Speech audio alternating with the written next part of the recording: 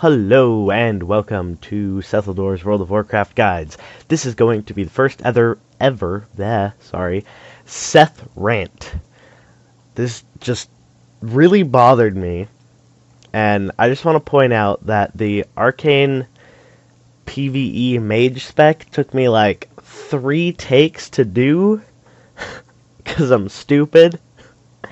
And the first 2, I had this rant in the spec, and the third one I decided to do a separate video. Thank goodness, because that spec video is like half an hour. Anyway, so I'm going to show this to you on the mage simply because it provides the best example. But what I cover here is absolutely applicable to everything non-mage as well. Keep that in mind. I'm just going to quickly fill in here. What I'm filling in is exactly the spec that I suggested you take in my spec guide videos, so please don't say in the comments, "Oh my gosh, I can't follow, you're going too fast." Please check out the arcane mage spec video for information there. Now that I have this all filled out and everything, I'm going to assume you watched my spec guide. If you didn't, please go do that. Also, I would recommend you check out the Presence of Mind trick, because that is quite cool. I am also going to briefly talk about that as well. Going to learn this here. Forgive the Windows freaking out on you right now. Just need to pull out Presence of Mind. There's the wonderful little spell.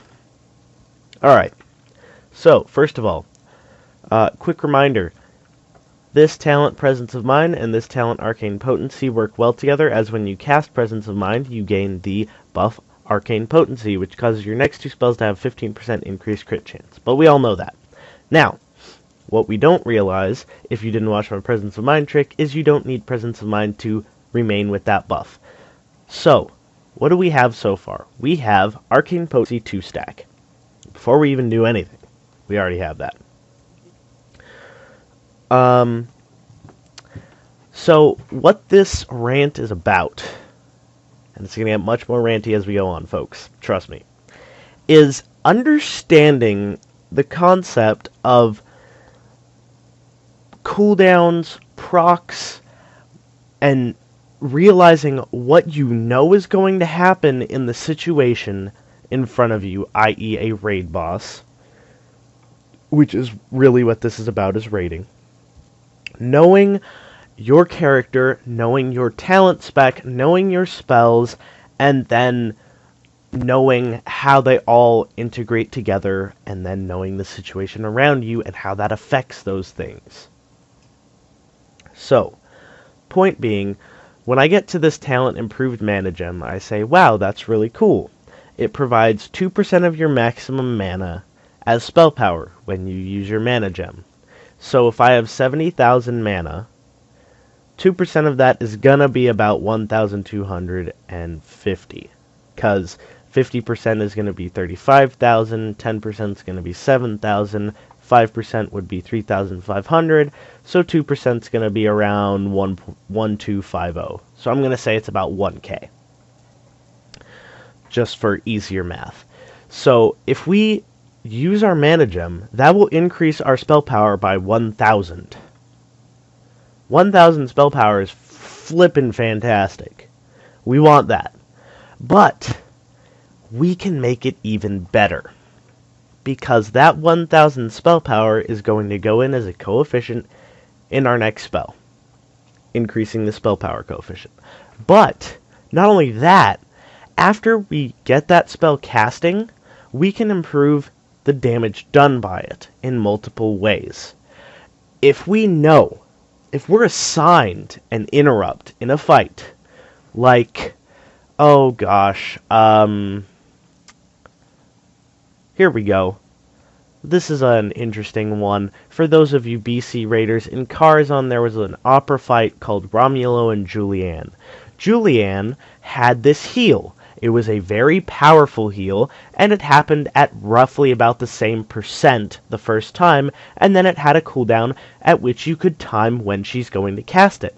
This phenomenon, I suppose you could say, happens in many bosses. They cast a spell, and there's a cooldown before they're going to cast it again. It's very easily predictable, especially with DBM. Blizzard and Watlook seem to have been mixing up, adding some randomization, but still, much of it was very clean-cut, very precise. This is going to happen every X seconds. So you would be assigned the job of interrupting that one spell. Assign the job of interrupting Julianne's heals. You know when you're going to need to interrupt. You know when it's going to happen because you got your timers going or you're keeping it in your mind. What does that mean? Well, if you recall in the second row of this spec, we have Invocation, which allows you to gain a 10% damage bonus when you successfully interrupt a spell. So if you know that interrupt is coming, you're like, I better get ready for that. I know I'm going to get 10% more off of that. How can I make this even better than just 10% increased damage? If you know it's coming, what can you do? Well, here's what I would do. I know it's coming, so I'm going to hit Mana Gem half a second before I need to start, or before she starts casting. Mana Gem, bam, interrupt right after that. Once that GCD's up, actually, fun fact, Counterspell is on its own CD. GCD does not impact it. So, Mana Gem, Counterspell, in the same second. What does that do? That increases my spell power by 1k, damage output by 10%. Okay, now you're saying, well, duh, that makes sense. Of course you would do that. But would you have thought to pop Mana Gem if I didn't say anything about it? Or would you just be going about your merry business? Oh, my interrupt's up. Bam. Oh, what do you know? I got a bonus 10%. Cool. That's fantastic. Yes, 10% damage is a good thing, whether you pop Mana Gem or not. However, is 10% damage bonus on an inflated spell power better than just a 10% damage bonus? Absolutely.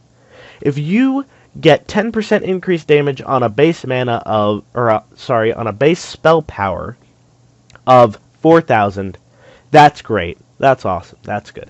If you get a 10% damage bonus on an inflated spell power of 5,000 after the equation is done, wouldn't you be doing more damage because you popped your Mana Gem first?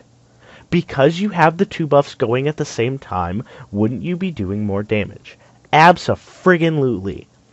10% more damage from a spell based off of 4,000 versus 10% more damage from a spell based off 5,000 spell power. The 5,000 is going to take the 4,000 and rip it in half, because there's all these multipliers that go into figuring out the actual damage output, and then you add 10% more onto that. If you can add 1,000 spell power prior to that 10%, that is going to be amazing.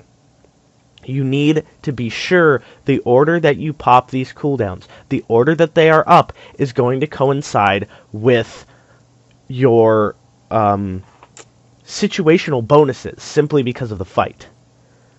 Because if you don't pop that Mana Gem and you just get Invocation, yes, you're doing good. You're not doing great.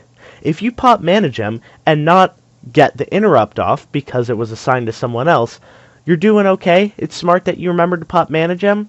Are you doing optimal? Absolutely not. 10% damage on top of 1,000 inflated spell power is going to be so much more powerful than just one or the other. And you're saying, well, it's not in my control whether I get to be assigned the interrupt or not. Well, here's what you can do. You can say very politely, and assuming your raid leader is intelligent, which most are, he will understand this. You can say, hey, raid lead, you already assigned the warrior, the Fury Warrior, an interrupt. Do you mind if I get the second one? Because you gave it to him because he has the rude interruption talent, so it'll increase his DPS. Do you think I could get the second one? I have something similar in my tree. And the raid leader should respond with something like, oh yeah, thanks for letting me know. For sure, you're assigned to the second one. Hey, what's the talent, by the way, that gives you a buff? Oh, it increases my damage by 10% for 8 seconds. Oh wow, that's a lot better than a 5% crit increase for a warrior. Hey warrior, you're on second interrupt. I want you doing as much DPS as possible, because that's going to get you higher than the warrior's 5% crit would get him.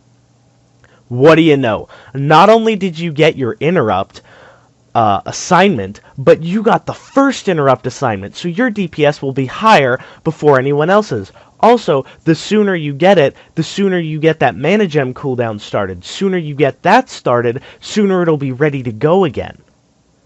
Simply saying a few words, saying, hey, do you mind if I take the first interrupt? Because, it'll help my DPS a lot. People should be like, okay, sure. If they say no, ask if there's a reason. It's like, oh, dang, that sucks. Is there a reason? Do you have a talent that ups your DPS when you do it? If they do, fine, whatever. Let it pass, grab the second one, or just be on default ready to go, but that doesn't mean disregard your improved mana gem buff.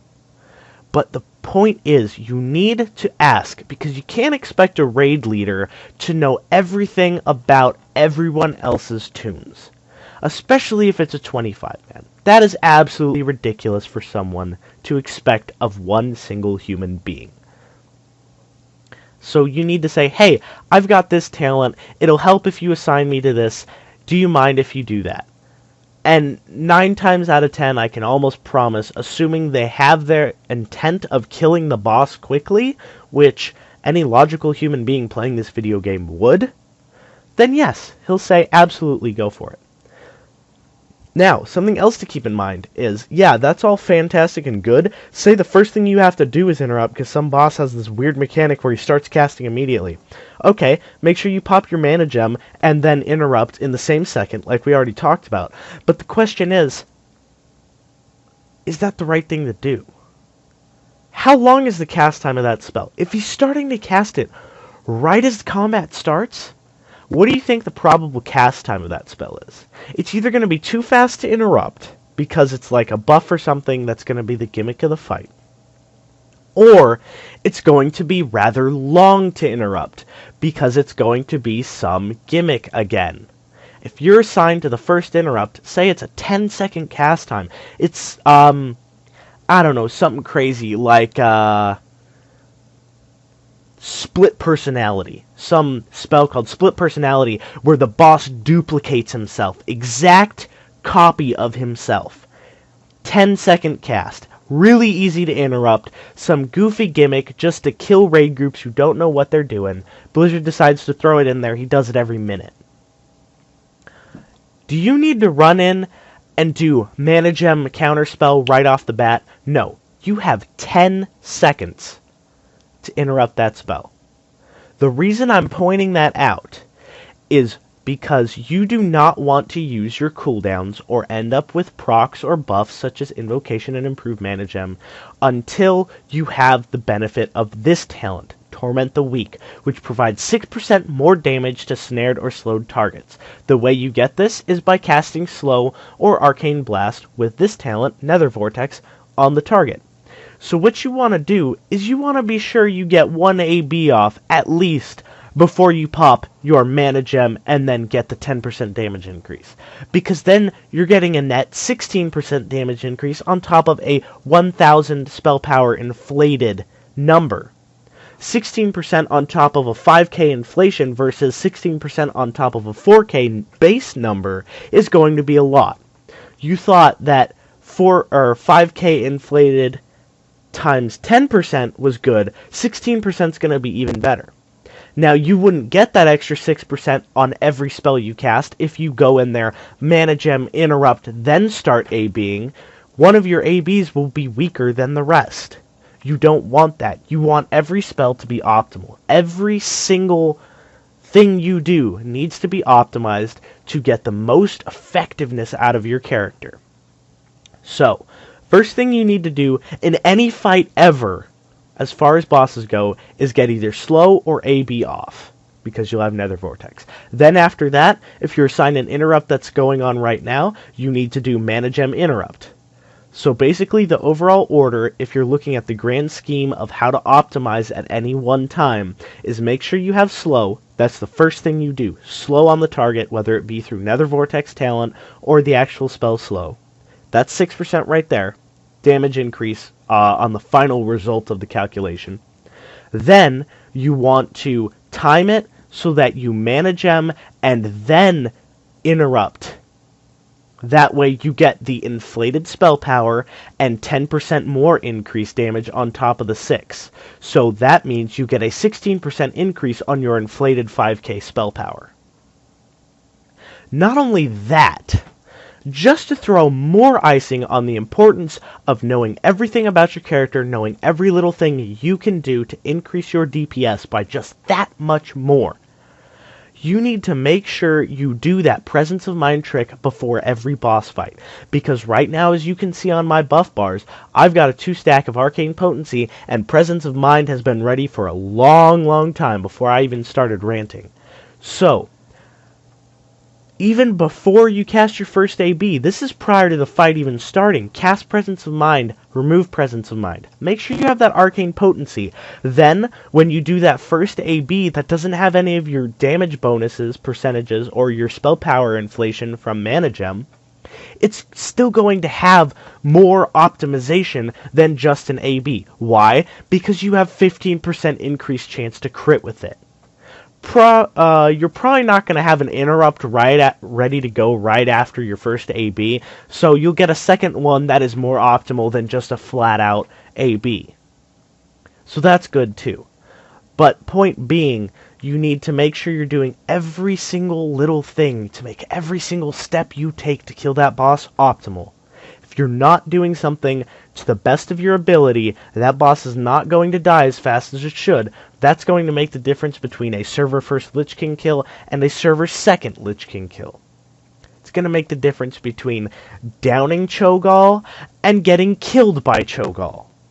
You have to understand all the little bonuses, all the little tricks, all the little percentages that get wrapped up in your character when you start getting procs going. This applies to every single character ever invented ever to even think of stepping foot and even looking at a raid instance door. Every character has tricks like this that you can do. Every character has proc orders that you need to understand. Because guess what? If you don't pop that mana gem and you just go for all the percentage bonuses, that is actually probably the worst thing you could forget to do. Because let's even throw in arcane power, which is your last arcane talent. That's going to provide you 20... Let's ignore all the mana effect stuff, because mana adept just makes all the math super messy. Let's just look at damage bonuses. Arcane power provides you a 20% damage bonus. That's awesome.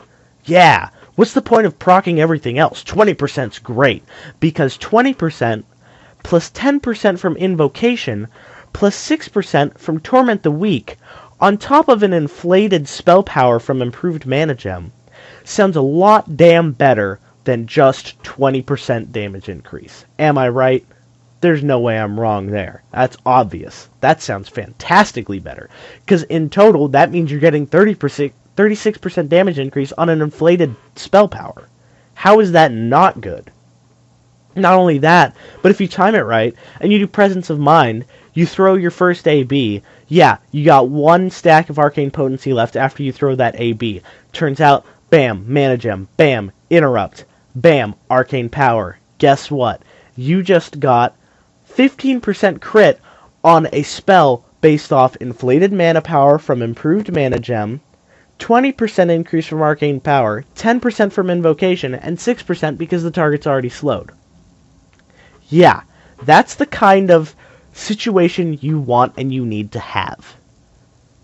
I mean, right there, that is probably the most optimal situation with this spec that you can have. Is you'll have 1 stack of Arcane Potency.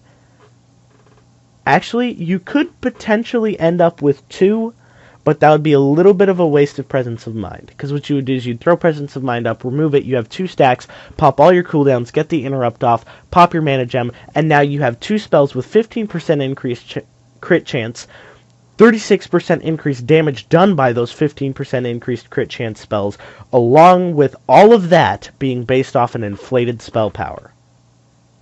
That would be the most optimal situation if you look at just what you personally can do for yourself. That's not even counting raid buffs given by other people. That's not counting whether heroism's procced, whether you're flasked, whether you have a food. No, that is exactly the most optimal thing you could wish for If it is just you standing there facing down Cho'Gall, what you want is you want your 2 stack of arcane potency ready to go before the fight even starts. You get that first AB off, there goes one of your arcane potencies, but it crit because you had arcane potency. And then he starts casting his big uber spell of doom. Uh-oh, that's my job. Bam, improved mana gem. Bam, interrupt. Guess what? Not only that, but because your first AB he was slowed. Let's look at our row of buffs and debuffs that are benefiting us. We have 1 stack of arcane potency at that point. We have improved mana gem for 10 seconds. We have invocation for 8 seconds. We have torment the weak debuff on the boss for 15 seconds.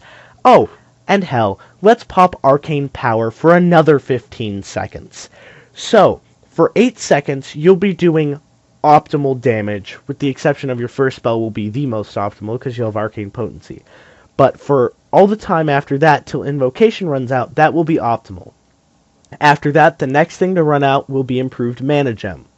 After that, your arcane power will run out. All throughout that, you'll be re-apping slow by casting AB.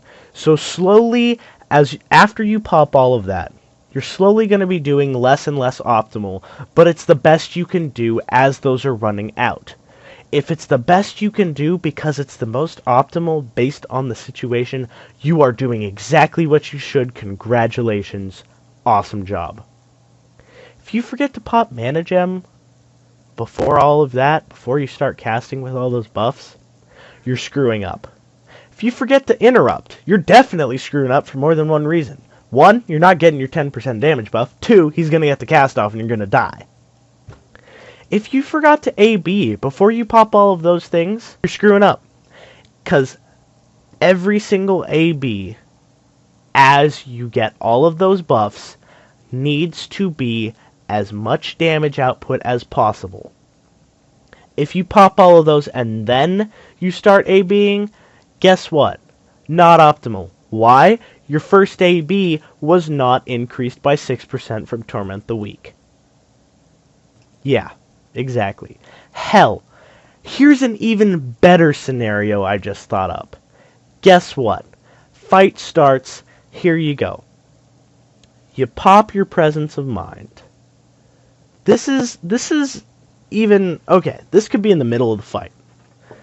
Time to go. Time to really push this guy down. Time to kill this boss. Gonna do it.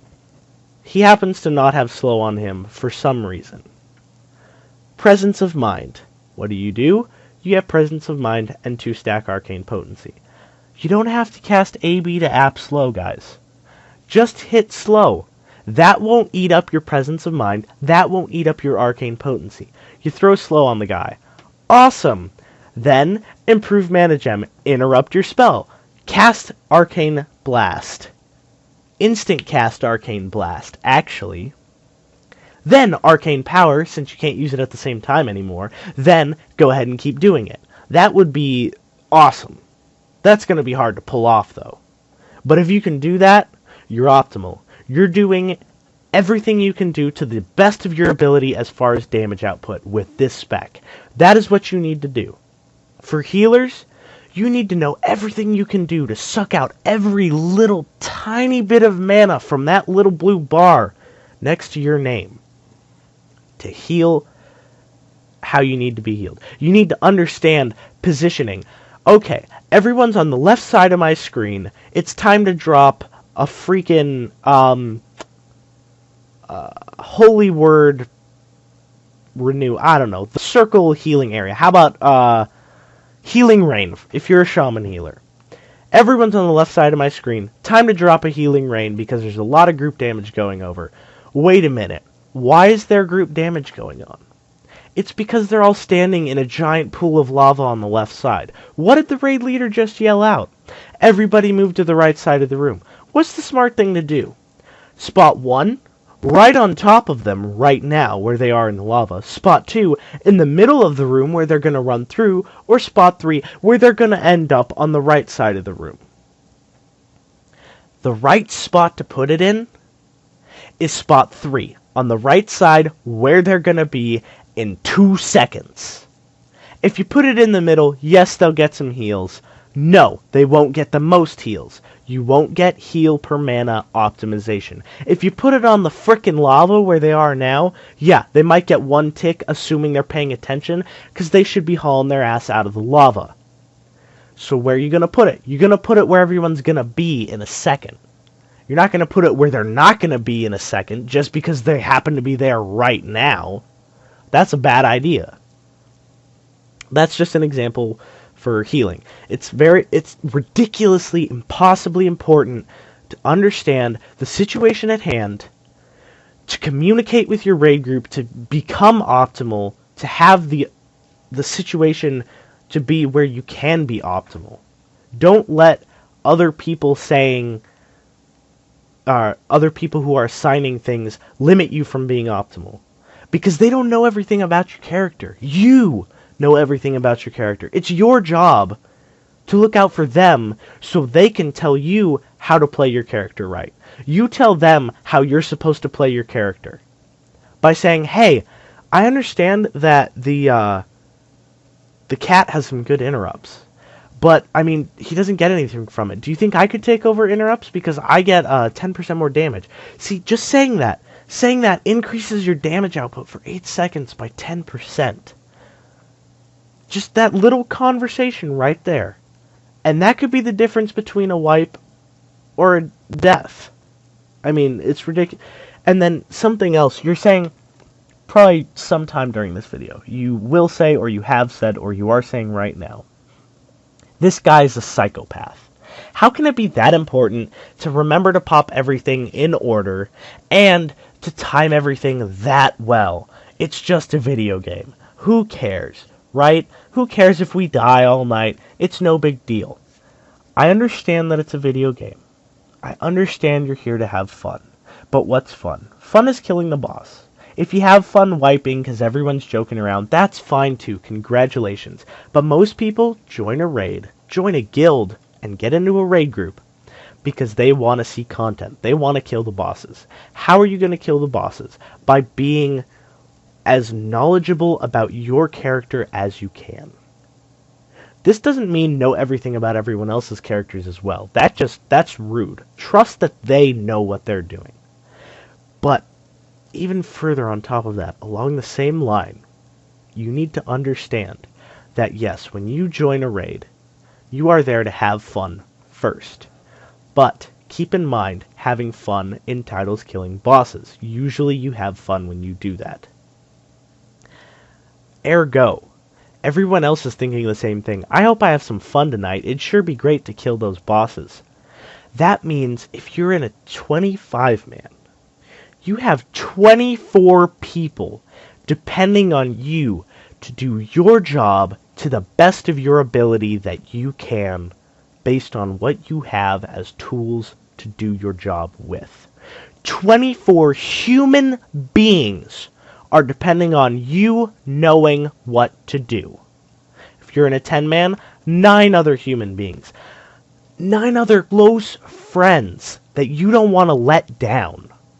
24 other people who don't want to let you down. Trust that they know what they're doing and know what you're doing. Know what you can do, know how to do it, know the proper order to do it, and know what to expect within a fight. And help others understand what you know how to do. Anyway. This has been a general rant on why it is important to know what you're doing, know your character, help others know your character, and understand your spec and your spells. That's what this rant has been about. More specifically, it's been about arcane and the importance of popping your damn improved mana gem, followed by an interrupt, followed by making sure Torment the Weak is up, followed by arcane power.